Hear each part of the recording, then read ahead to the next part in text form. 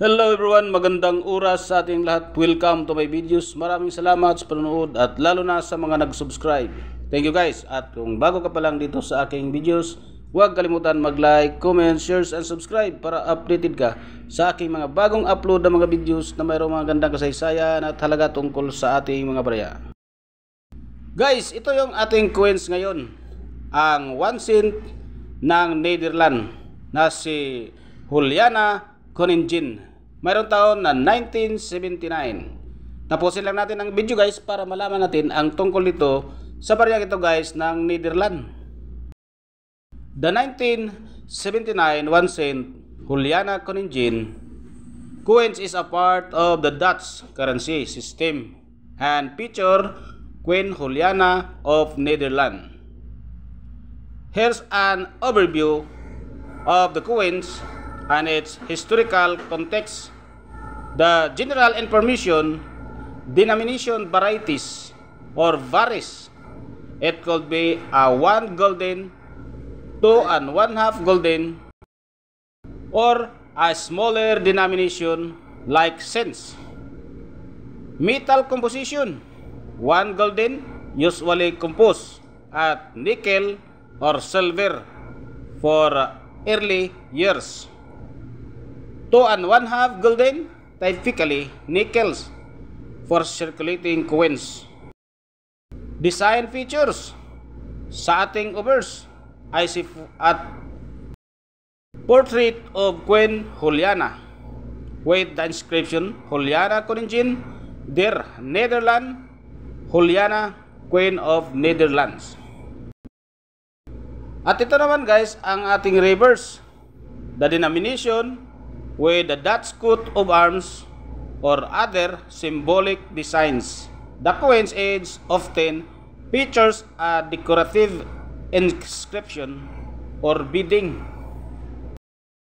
Dito naman tayo guys sa kanyang timbang at saka yung diameter. Ang 1 golden approximately 25 mm diameter.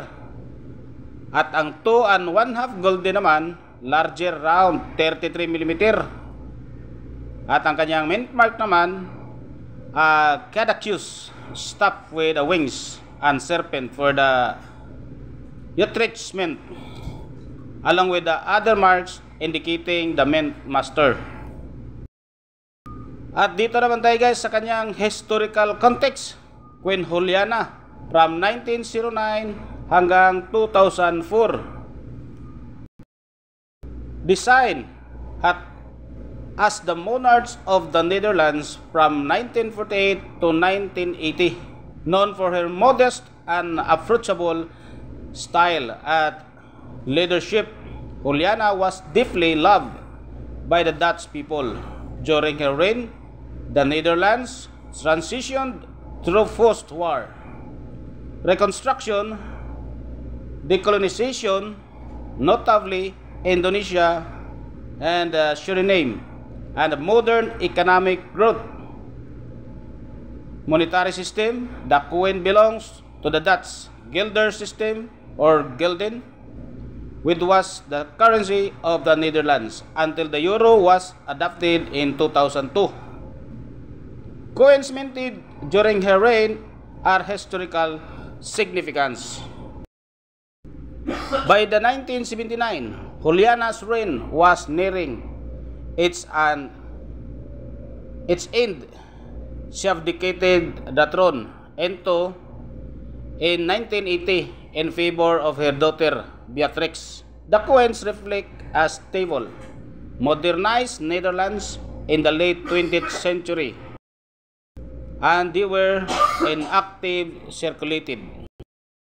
Collectible values. The value of the 1979 Juliana Koningin coin depends on factors like denominations, conditions, circulated or uncirculated condition, and rarity. For instance, 1 golden coins common and usually worth a few dollars. Silver coins may have higher value due to the intrinsic metal content and collectability. These coins are popular among collectors interested in Dutch history and monarchy related memorabilia. At mayroon itong price guys sa ating selling online sa eBay ng $7.70 US. Sa Pilipinas guys, umabot ng 451.52 centavos. Maraming salamat sa panonood guys at God bless sa ating lahat.